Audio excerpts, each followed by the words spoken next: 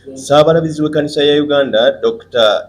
Stephen Kazimba Mugalu asabye Paalamenti eddemu etunuulire ebbago ly'etteeka erikwata ku bufumbo eryayisibwa gye bivuddeko ng'agamba lino lirimu ebirumira bingi nnyo nga kisinga ligenda bwe lityo obufumbo bwakwongera okwonooneka. Ssaabalabirizi agamba etteeka lino naddala engabana y'ebintu eno ebuliramu ddala kikulu nnyo abali mu Paalamenti mu kutereeza amateeka. Bannaffe babitereeze banaabikola kinaaba kirungi. Tujja kwongera okubirondoola newe kineetaagisa naffe ffennyini okugenda mu Paalamenti tubyogereko nga bannaddiini kuba tubirabye birumira bireme kutuzza mabega. Ate era n'okwongera okulwanyisa obusambattuko mu maka. Era mu kiseera kino ekya Ssebukulu tulaba Mariyamu ne Yusufu balabirira omwana Yesu.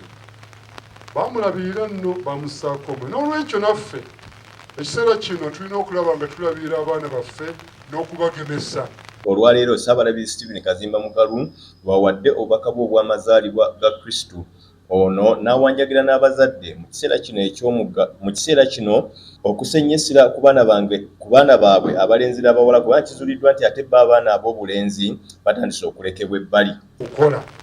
Ate era n'abaana nsaba abaana balenzi mubayigirize mubeereko nabo balyoke bayigirizibwe okuwa ekitiibwa abakyala bamaama baabwe bajjajja baabwe bannyinaabwe ne mu maaso eyo bakazi baabwe n'abawala bwe batyo kuba n'abawala ennaku zino babayigiriza okuba tayikondo bayinza okusamba abasajja nga bakuze. Kale nsaba Katonda ayambe. Mu birala Ssaabalabizi asabye era abazadde mu luwummula luno naye okufa ku baana baabwe kubanga n'omuze gw'ebisiyaga gweyongedde. Ono ategeezezza nga bwe waliwo olukwe ne ssente ezayingidde eggwanga okukyankananya n'okusomesa abaana ba Uganda ebisiyaga naddala mu biseera bino eby'obuwummula. Abazadde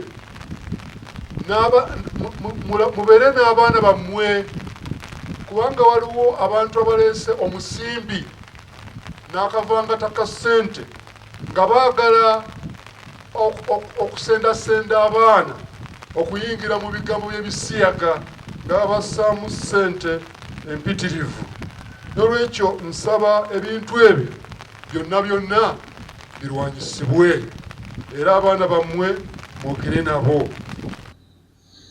Ssaabalabizi agamba n'ebirikitira ku mutimbagano bibye ennaku zino ng'abazadde basaana okufaayo ku nkozesa y'essimu yaabwe n'okulondoola abaana bye balaba mu luwummula. Ate era nsaba ne gavumenti eteekewo omukutu abaana we bayinza okuweereza ensonga zaabwe n'okuwawaabira abantu abafaana bwe batyo abajja okubasendasenda okuyingira mu busiyazi n'empisa embi. Nsaba n'abazadde mu luwummula luno oluwanvu mubeere n'abaana bammwe muleme kubaleka kubeera ku TV ne balaba obuzannyo mubayigirize okukola emirimu baleme okulowooza nti emirimu gikolebwa bakozi awaka nabo bennyini balina. Ye Kanono Lucy Nankabirwa n'abakulembeze ba Mothers Union bagamba nti kikulu abantu okweza obujja mu kiseera kino n'okwongera okuwagira enteekateeka za gavumenti n'okukulaakulanya ekkanisa. Ssekukkulu y'omwaka guno weetuukidde ng'ebyenfuna ng'obwavu buzinzeeko bannayuganda abasinga ng'ate n'okweyawulayawulamu nakwo be baana baliwo.